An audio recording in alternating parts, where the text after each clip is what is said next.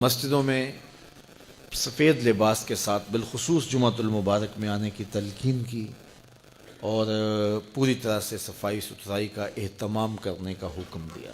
اس طرح مسجد کے اندر لہسن کھا کے آنے سے، پیاز کھا کر کے آنے سے، وہ چیزیں جن میں بدبو ہوتی ہے ان کے کھا کر آنے سے روکا گیا ہے۔ کیوں؟ اس لیے کہ ساتھ والے بیٹھے شخص کو کوئی تکلیف نہ پہنچے۔ جب وہ مسجد میں سرسوں کے تیل کے دیے ہوتے تھے، کسی زمانے میں آپ نے دیکھے ہوں گے، یہ مٹی کا تیل چونکہ بدبودار ہوتا ہے مسجدوں میں نہیں جلایا جاتا تھا، سرسوں کے تیل کے دیے ہوتے تھے، تو اس کو لوگ مسجد میں جلا لیا کرتے، لیکن اعلیٰ حضرت جب اس کو مسجد میں روشن کرتے تو پہلے مسجد سے باہر لے جاتے، پھر اس کو آگ لگاتے، پھر واپس مسجد میں لے کے آتے۔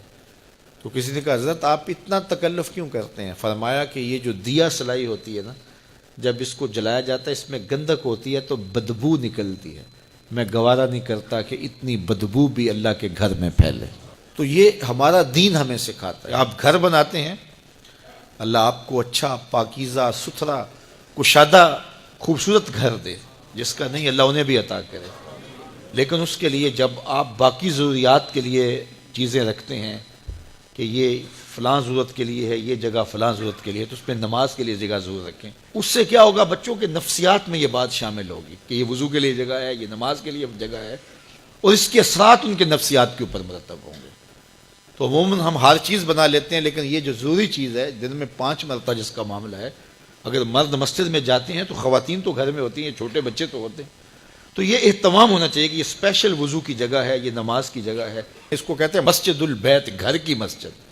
یہ شرن مسجد تو نہیں ہوتی ہے، جو حکام اس مسجد کے ہیں وہ اس مسجد کے نہیں ہوتے، لیکن مسجد بیت اس کی اپنی برکات ہیں، اور وہ ہر گھر کے اندر ایک جگہ مخصوص ہونی چاہیے جس کو مسجد بیت آپ قرار دیں۔ وہ تبدیل بھی ہو سکتی ہے، بعد میں آپ تعمیر ثانی کرتے ہیں تو وہ جگہ بدلی بھی جا سکتی ہے۔ جو حقیقی مسجد ہوتی ہے وہ تو تبدیل بھی نہیں ہو سکتی، لیکن یہ مسجد بیت تبدیل ہو سکتی ہے۔ تو خوبصورت ایک گوشہ گھر کا مسجد بیت کے طور پہ مختص کرنا چاہیے، گھر میں ضرور وضو کی جگہ بنانی چاہیے، اس کے ساتھ مرتب ہوتے ہیں۔ اسی طرح مسجدوں کی صفائی ستھرائی کا خیال رکھیں۔ آج کل یہ اچھی بات ہے کہ یہ مساجد کے اندر خادمین مسجد یہ ہماری ہی خون پسینے کی کمائی سے رکھے گئے ہیں، لیکن کبھی خود بھی مسجد کی صفائی کریں۔ بلکہ میں آپ کو ایک مشورہ دوں کہ سال میں کم از کم 2-1 مرتبہ ضرور ایسا کریں کہ اپنے بچوں کو لے کر، دوستوں کو لے کر کے مسجد کی تفصیلی صفائی کریں۔ مولوی صاحب کے پاس جائیں، کہیں کہ حضرت ہم ایک دن دینا چاہتے ہیں مسجد کی صفائی کے لیے، تو پورا لنگوٹا کس لیں اچھی طرح سے، اور مسجد کو دھوئیں بھی، صفیں بھی خوب جھاڑیں اس کی، اور اس کی دیگر دیواروں پر، پنکھوں پر لگی ہوئی گرد میل جھاڑیں، پورا دن لگ جائے چاہے۔ اگر آپ ہر مہینے یہ دن نہیں دے سکتے، 3 ماہ بعد دے دیں، 6 ماہ بعد دے دیں، سال بعد دے دیں، ایک مرتبہ ضرور کریں۔ اس کے بعد جو سکون ملے گا، میرے سے بات کرنا، میں بتاؤں گا آپ کو کیا سکون ملے گا۔ مسجد کو صاف کرنے والے کا دل صاف ہوتا ہے، اس کا دل پاکیزہ ہوتا ہے۔ جب وہ مسجد کو دھو رہا ہوتا ہے، اللہ اس کے دل کو دھو رہا ہوتا ہے۔ جب وہ مسجد سے کوئی گندگی والی چیز، کوئی میلی چیز یا کوئی تنکا یا کوئی کوڑا باہر نکالتا ہے، اللہ اس کے دل سے گناہوں کے کوڑے نکالتا ہے۔